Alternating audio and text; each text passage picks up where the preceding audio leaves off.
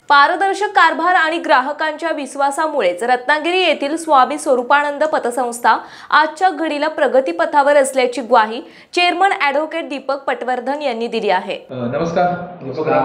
आज आपण चर्चा करणार आहोत स्वामी स्वरूपानंद पतसंस्थेचे चेअरमन ॲडव्होकेट दीपक पटवर्धन यांच्याशी। पटवर्धन साहेब, तुमचे अभिनंदन आणि शुभेच्छा।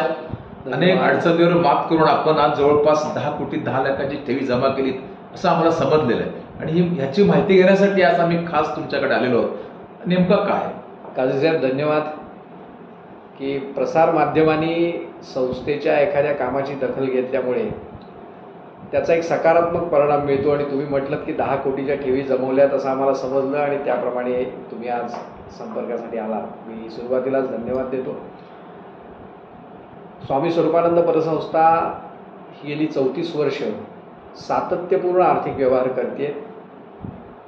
वक्तशीरपणा, अचूकता आणि विश्वासार्हता या त्रयीच्या माध्यमातून स्वामी स्वरूपानंद पतसंस्था मोठं अर्थकारण करते आणि ते सातत्याने करते।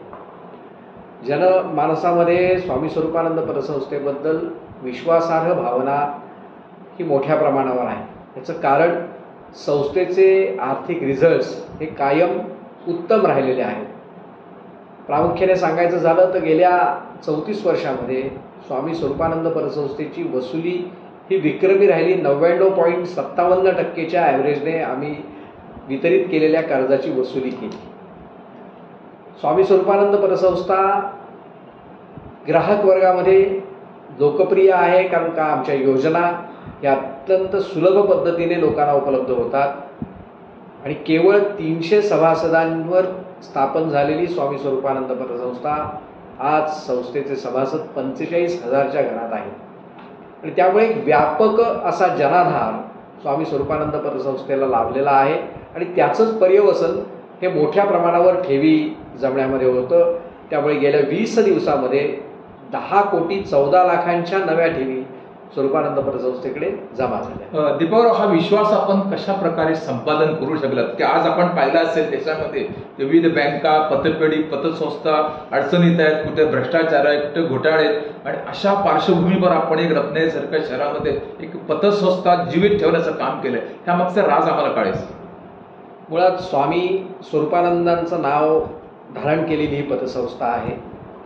एक संत महात्म्याच्या नावाने ज्या वेळेला तुम्ही एखादी गोष्ट चालवता त्यावेळेला तुमच्यावर हे दायित्व असतं की तुम्ही विश्वासार्ह पद्धतीने, पारदर्शक पद्धतीने, प्रामाणिकपणे त्या सेवा दिल्या पाहिजेत आणि आर्थिक सेवामध्ये प्रामाणिकपणा, वक्तशीरपणा आणि कुठच्याही प्रकारचं भ्रष्ट मार्गाचा अवलंब याला फार मोठा वेगळा अनुभव याच्यातून येतो आणि जर तुम्ही भ्रष्ट मार्गाचा अवलंब केला नाही, जर तुम्ही प्रामाणिक राहिलात, जर तुम्ही पारदर्शक राहिलात तर लोकांच्या मनामध्ये एक सकारात्मक भावना निर्माण होते आणि सातत्यपूर्ण तुमचं जर वर्तन असेल, तुमचं आचरण जर स्वच्छ असेल तर लोकांना यावर विश्वास बसतो आणि याच्या जोडीला, या भावनिक गोष्टींच्या जोडीला स्वामी स्वरूपानंद पतसंस्थेचे आर्थिक रिझल्ट हे सातत्याने उच्च प्रतीचे ठेवण्यामध्ये आम्हाला जे यश आलं, या सर्वाच्या सामूहिक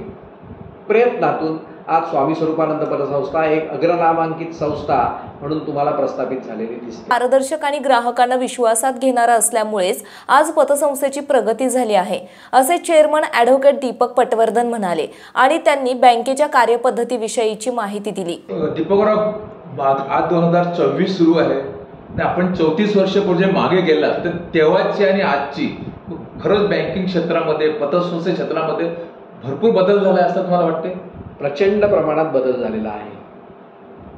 त्यावेळेला केवळ 10,000चं भांडवल आणि 300 सभासद या आधारावर स्वामी स्वरूपानंद पतसंस्थेने मार्गक्रमण सुरू केलं। आज 319 कोटींच्या ठेवी, 45,000 सभासद, 220 कोटींची कर्ज आणि 141 कोटीच्या गुंतवणुका घेऊन स्वामी स्वरूपानंद पतसंस्था एक अग्रेसर पतसंस्था म्हणून सातत्यपूर्ण काम करते। 30 वर्षापूर्वी इतकी स्पर्धा या क्षेत्रामध्ये नव्हती। पतसंस्था या स्वल्प व्यवहार करायच्या, 5,000, 15,000, 25,000 अशा प्रकारचा कर्जपुरवठा करायच्या. पण आज हे स्वरूप पूर्णतः बदललंय. छोट्या बँकांना हेवा वाटावा अशा पद्धतीचं काम स्वामी स्वरूपानंद पतसंस्था करते. आज वैयक्तिक कर्ज मर्यादा वाढून 1 कोटीपर्यंत झालेली आहे. त्यामुळे कर्जांची मर्यादा वाढल्यामुळे या सर्व कामकाजामध्ये काहीशी क्लिष्टता आली आहे. अनेक गोष्टी या परफेक्ट पद्धतीने डॉक्युमेंटेशन पूर्ण करून घ्यावं लागतं. त्यामुळे स्वाभाविकपणे या सर्व व्यवहारामध्ये जी क्लिष्टता आली आहे ह्याचा एक फार मोठा परिणाम अंतर्गत व्यवस्थेमध्ये झाला. पण त्यामुळे स्वरूपानंद पतसंस्थेने एक आपलं धोरण तयार केलं आणि या सगळ्या नवनवीन तंत्रज्ञानाबरोबर या नवनवीन वाढत्या आर्थिक सेवा ज्या पुरवल्या जातात त्यासाठी एक चांगलं नेटवर्क आम्ही तयार केलं. त्याचा अभ्यास करून डॉक्युमेंटेशन उत्तम केलं. त्यामुळे संस्थेचे रिझल्ट हे अधिक उत्तम होण्यामध्ये आम्हाला खूप सहाय्यभूत ठरलं. दीपकराव, वर्षभराचा लेखाजोखा 31 मार्चला साजरी. मागील 32 वर्षांपासून पतसंस्थेचा लेखाजोखा 31 मार्च रोजी सादर करणारी रत्नागिरी येथील स्वामी स्वरूपानंद पतसंस्था ही महाराष्ट्रातील एकमेव पतसंस्था आहे का, असे विचारता चेअरमन ॲडव्होकेट दीपक पटवर्धन यांनी काय उत्तर दिले ते आपण ऐकूया. साजरी करणारी कदाचित महाराष्ट्राची ही स्वरूपानंद पतसंस्था असेल असं माझं ज्ञान आहे. खरं आहे काय तुम्ही म्हणताय ते खरं आहे की स्वामी स्वरूपानंद पतसंस्था गेली 32 वर्ष आपले लेखाजोखा आपला 31 मार्चला संध्याकाळी 4:30 वाजता तुम्हा पत्रकार बांधवांना साक्षी ठेवत जाहीर करत आली. आणि 31 मार्चला आम्ही जो अकाउंट जाहीर करतो त्याच्यामध्ये आम्हाला आजपर्यंत एकाही रुपयाचा फेरबदल करावा लागला नाही. इतकं ऑडिटला आम्ही योग्य पद्धतीने सामोरे जातो आणि परफेक्शन आमच्या सगळ्या व्यवहारामध्ये असतं. आता पतसंस्था प्रामुख्याने सहकार जगताकडे पाहताना असं बघितलं जातं की सहकारामध्ये फार नफा होता कामा नये. सहकाराने मी तोट्यात चालला पाहिजे. सहकारामध्ये अव्यवस्था असली तरी चालेल अशा प्रकारचे समज हे जनमानसावर रूढ होते. मात्र हे खोडून काढत एक कार्यक्षम सहकार निर्माण करण्याचा आमचा जो प्रयत्न राहिला त्याला व्यवसायाभिमुख दृष्टिकोनाची आम्ही साथ दिली आणि त्यामुळे स्वरूपानंद पतसंस्थेची एक चांगली प्रतिमा लोकांसमोर यावी यासाठी आम्ही प्रयत्नपूर्वक आमची खाती 31 मार्चला क्लोज करतो. आमचे हिशोब त्या दिवशी परिपूर्ण करतो आणि ते हिशोब सातत्याने लोकांसमोर त्याच दिवशी जावेत, आमच्या सभासदांसमोर माध्यमांच्या माध्यमातून जावेत असा आमचा प्रयत्न असतो. आणि असं करणारी तुम्ही म्हणालात ते खरं आहे की महाराष्ट्रामध्ये अलीकडच्या कालावधीमध्ये काही संस्था 31 मार्चला आपले अकाउंट पब्लिकली अनाऊन्स करायला लागलेत. पण ह्याचं मूळ हे स्वामी स्वरूपानंद पतसंस्था आहे. स्वामी स्वरूपानंद पतसंस्थेचं अनुकरण करत आज अन्य काही संस्था आताच्या बोटावर मोजण्या इतक्या 31 मार्चला आपले अकाउंट क्लोज करायला लागले. विविध सण आणि उत्सवाचे औचित्य साधून स्वामी स्वरूपानंद पतसंस्था ग्राहकांसाठी विविध नावांनी ठेव योजना जाहीर करते आणि विशेष म्हणजे त्याला अभूतपूर्व असा प्रतिसाद मिळून महिनाभरात करोड रुपये जमा होतात. याबाबत चेअरमन ॲडव्होकेट दीपक पटवर्धन यांनी सविस्तर माहिती कोकण 24 तास चॅनल जवळ बोलताना दिली. दीपावली असो, गणेशोत्सव, नवीन वर्ष इत्यादी संधी साधून आपण ठेव योजना जाहीर करता आणि त्याला अभूतपूर्व असा प्रतिसाद मिळतो. ह्या मागचा राज आम्हाला जाणून घ्यायचा आहे. जवळजवळ 32 वर्षापूर्वी ठेववृद्धी मासिक संकल्पना स्वरूपानंद पतसंस्थेने स्वीकारली. त्याचं कारण असं आहे त्यावेळेला कर्ज वितरणासाठी पैसा अपुरा पडत होता आणि त्यामुळे मी माझ्या काही मित्रांकडे फिरून ठेव गोळा करत होतो. त्याची पहिली ठेव मी माझ्या आईकडून घेतली होती आणि मग मी बाहेर मित्रांना सांगून काही पैसे तुम्ही 1,000 रुपये द्या, कोणी 5,000 रुपये द्या, असं करत मी पैसे गोळा केले.